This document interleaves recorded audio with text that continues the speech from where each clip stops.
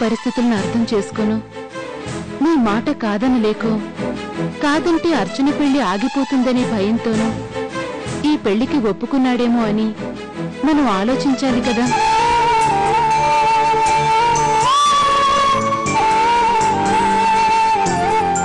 ఆడపిల్ల పుట్టింటి కోసమో మెట్టినింటి కోసమో తన ప్రేమను చంపుకోగలదు.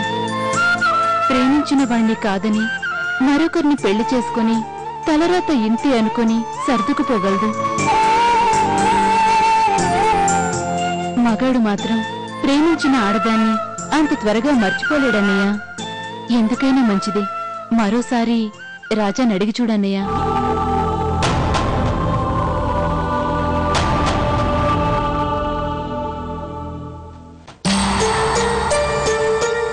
నీతో ఒక విషయం మాట్లాడాలి, కూర్చో.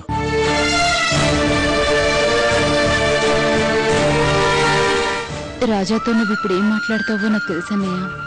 నీలాంటి మంచి తండ్రికి కొడుకుగా పుట్టడం రాజా అదృష్టం. నీ చెల్లి సుఖపడటం కోసం నువ్వు బాధపడక్కర్లేదురా.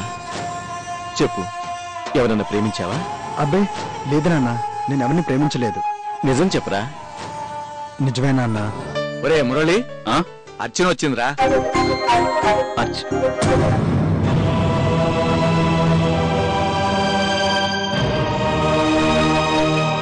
అదేంట్రా, అర్చన ఎప్పుడు ఇంటికి వచ్చినా చిన్నపిల్లాళ్ళ ఎగిరి గంతులేసుకుంటూ వెళ్ళేవాడివి, ఇప్పుడు కాళ్ళు కట్టేసినట్టు అలా ఆగిపోయావేంట్రా?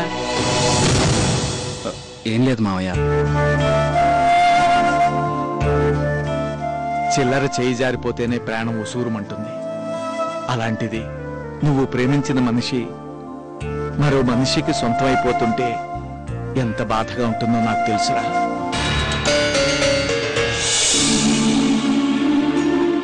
అన్నీ కరెక్ట్గా ఉన్నాయో లేదో ఒకసారి చూసుకోండి అమ్మా. నీ మీద మాత్రం నమ్మకం లేకపోతే ఈ పని నీకెందుకు చెప్తాను? ఈ విషయం ఎవరికి తెలియదు కదా. మీరిచ్చే జీతంతో నా కుటుంబాన్ని పోషించుకుంటున్నాను. ఈ ఇంటి పరువును కాపాడడం నా ధర్మం అమ్మా.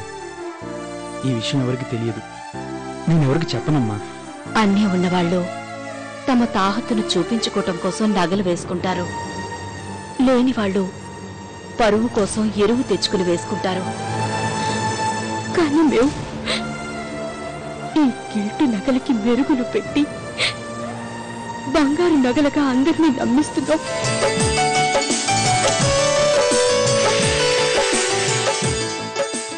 మీ అబ్బాయి రాజాకి మహారాజా లాంటి సంబంధం సెట్ చేశాను. థ్యాంక్స్ రమాదేవి.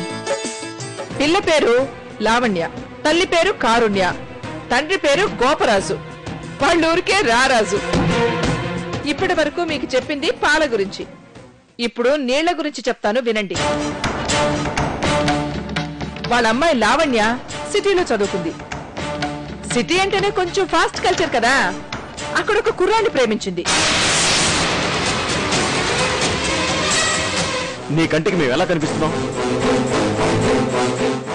మేము డబ్బు కోసం అవస్థపడుతున్నాం కానీ డబ్బు కోసం గడ్డి తినట్లేదు.